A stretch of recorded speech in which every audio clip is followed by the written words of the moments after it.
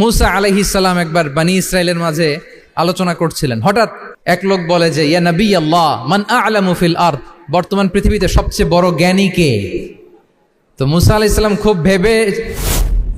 খুব বেশি ভাবনা চিন্তা না করে বলে ফেললেন আনা, আমি সবচেয়ে বড় জ্ঞানী। এটা ভুল বলেন নাই, কারণ যাকে আল্লাহ তাআলা ওহির জ্ঞানে ধন্য করেন তিনিই তো সবচেয়ে বড় জ্ঞানী। আনা, আমি সবচেয়ে বড় জ্ঞানী।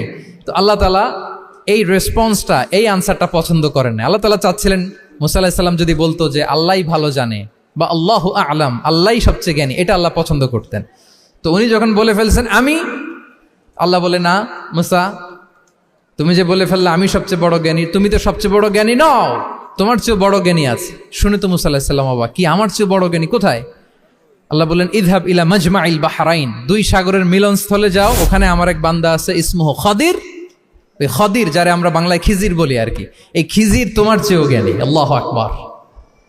আপনারা সূরা কাহাফের তাফসীর পড়লে জানতে পারবেন। গেলেন, নৌকার মধ্যে বসা, হঠাৎ একটা চড়ুই পাখি এসে সাগরের পানি খাচ্ছে। অনেক, to make the long story short, বড় স্টোরিকে আমি ছোট করে বলছি।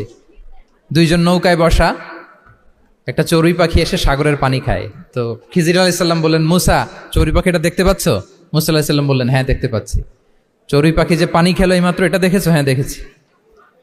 পানি খাওয়ার কারণে চড়ুই পাখির চঞ্চুতে মানে ঠোঁটে যে একটু সাগরের ছিটে ফোটা পানি লেগেছে, দেখেছো?